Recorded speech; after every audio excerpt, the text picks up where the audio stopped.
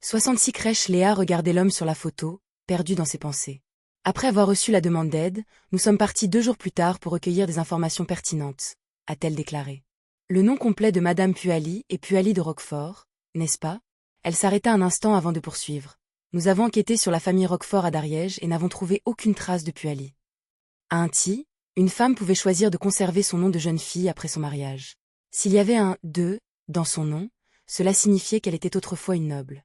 La signification ainsi de « de » était « de » et le nom de famille derrière était le fief de l'époque. Aucun. Lumian fut surpris. Il savait que quelque chose n'allait pas avec Madame Puali, mais il ne s'attendait pas à ce que son identité soit fausse. Ryan hocha la tête. Dans le Dariège, Roquefort est une grande famille composée de nombreux membres, dont un sénateur provincial. Nous étions pressés et n'avons pas eu le temps de mener une enquête plus approfondie.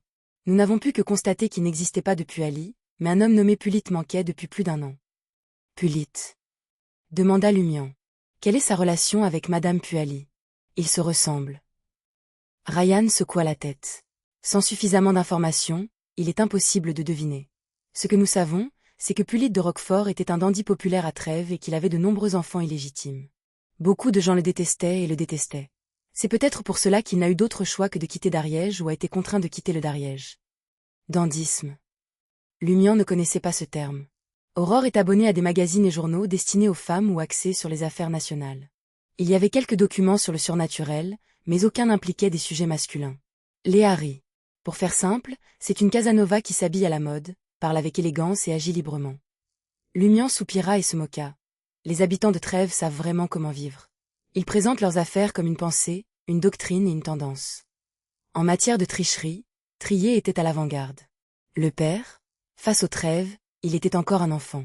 L'année dernière, Trèves a construit de nombreuses arcades. Remarque Aurore en sirotant son thé noir du marquis, régalant Madame Puali, Nazélie et les autres des dernières tendances de sa demeure souterraine à 2 étages. Qu'est-ce qu'une galerie marchande? C'est une rue couverte avec des toits de verre et un sol en marbre. Des boutiques élégantes et époustouflantes bordent les 2 côtés. Le jour, la lumière filtre d'en haut, et la nuit, des lampes à gaz éclairent le quartier. L'accès aux voitures est interdit. L'arcade la plus célèbre s'appelle la Galerie de l'Opéra. Madame Puali, tenant une tasse de porcelaine blanche remplie de thé noir, regardait Aurore de ses yeux marron clair, écoutant attentivement avec un sourire. Cela ressemble à quelque chose que je dois voir. Nazélie soupira en imaginant l'élégance, la mode, la propreté et la luminosité de l'arcade. La connaissance d'Aurore des dernières tendances ainsi était la principale raison pour laquelle ils avaient accepté l'invitation au thé de l'après-midi. Après avoir discuté un moment, la discussion s'est tournée vers le travail et les relations d'Aurore. L'amour est tellement insondable et insaisissable. Réfléchit Madame Puali à voix haute. Alors, c'est pour ça que tu tombes amoureuse de tant d'hommes en même temps? Aurore ne pouvait s'empêcher de critiquer intérieurement. Madame Puali la regarda avec un léger sourire et soupira. Parfois, je suis tellement en colère à cause de ses erreurs. J'aimerais pouvoir le tuer et l'envoyer à la mort, mais quand il fait face à la mort, je ne peux m'empêcher de le sauver et refuser de lui dire. Peut-être que c'est de l'amour. Dans la chambre principale de la résidence de l'administrateur. Madame Puali est peut-être tombée amoureuse de Pulit, un partisan du dandysme, et s'est engagée dans une relation interdite, ce qui a entraîné son désaveu par sa famille. Elle a ensuite dû épouser quelqu'un et utiliser les relations de sa famille pour lui assurer le poste administratif accordu. Lumian l'a déduit sur la base des histoires et des troupes écrites par sa sœur. Cela expliquait pourquoi la position de l'administrateur Béoste dans la famille était relativement faible. Peut-être, a simplement répondu Ryan. Continuez à chercher, mais n'essayez pas d'ouvrir le coffre-fort ou tout ce qui pourrait déclencher une alarme.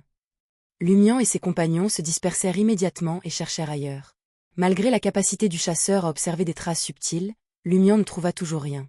La même chose était vraie pour Léa et les autres. Ils n'avaient d'autre choix que de passer à l'étude et de chercher patiemment.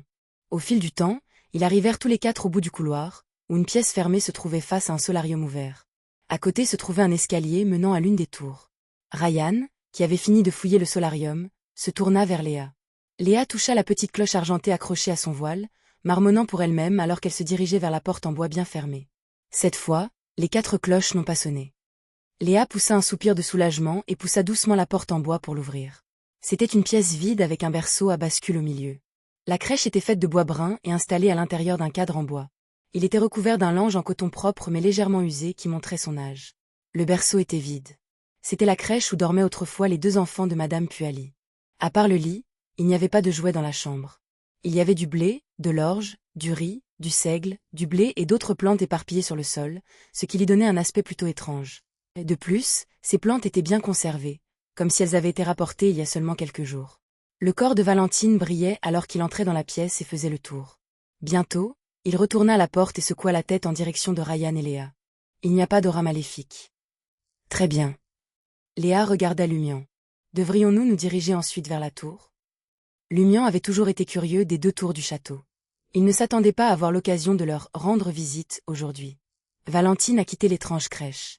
Ryan a saisi la poignée et a prévu de fermer la porte en bois et de la remettre dans son état d'origine.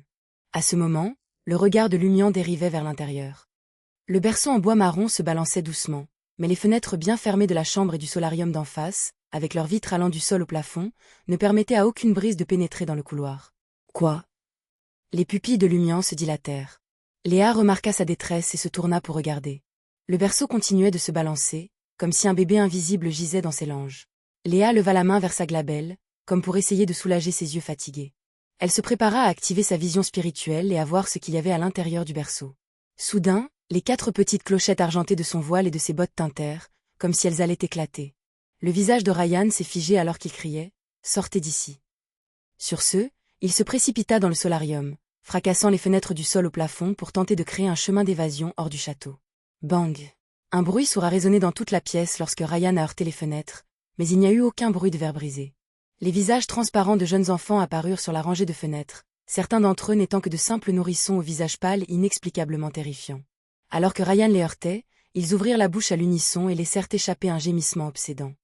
Leurs cris résonnaient à travers le 3e étage du château, jetant une obscurité inquiétante sur toute la zone.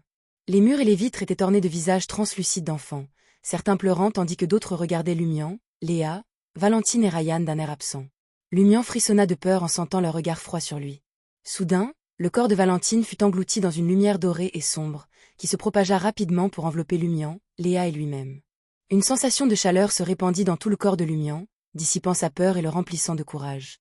Il dégaina sa hache noire de fer avec une confiance retrouvée. Pendant ce temps, Ryan semblait devenir plus grand et plus imposant. Des rayons de lumière semblables à ceux de l'aube l'entouraient, se fondant dans une armure complète blanc argenté et une immense épée large de lumière.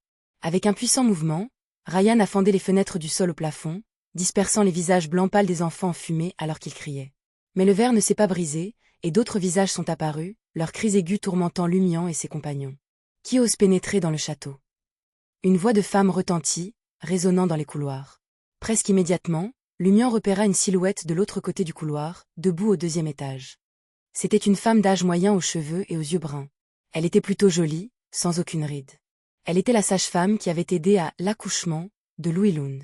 Dans sa main, elle tenait une paire d'énormes ciseaux capables de décapiter un humain tout en enfilant une robe blanc grisâtre. C'était comme si elle revenait tout juste d'avoir taillé une branche dans le jardin. Elle lança un regard noir à Lumian et à ses compagnons et parla d'une voix grave et menaçante. « Vous méritez de mourir. » Dans la demeure souterraine à 2 étages, Madame Puali sursauta soudainement et son visage changea. Elle posa délicatement la tasse à thé en porcelaine sur la table et sourit à Aurore. « Mes excuses. Je viens de me souvenir d'un problème urgent qui nécessite mon attention immédiate à la maison. » Hein? Aurore était choquée. Puali se leva de son siège, son expression remplie de regret. « J'avais l'intention de rester et de discuter de votre travail et de sa belle et poignante représentation de l'amour. » Aurore a répondu rapidement. « S'il vous plaît, vous êtes plus que bienvenue. » « Je ne peux pas, malheureusement. » Madame Puali secoua la tête. « Cela concerne mes enfants.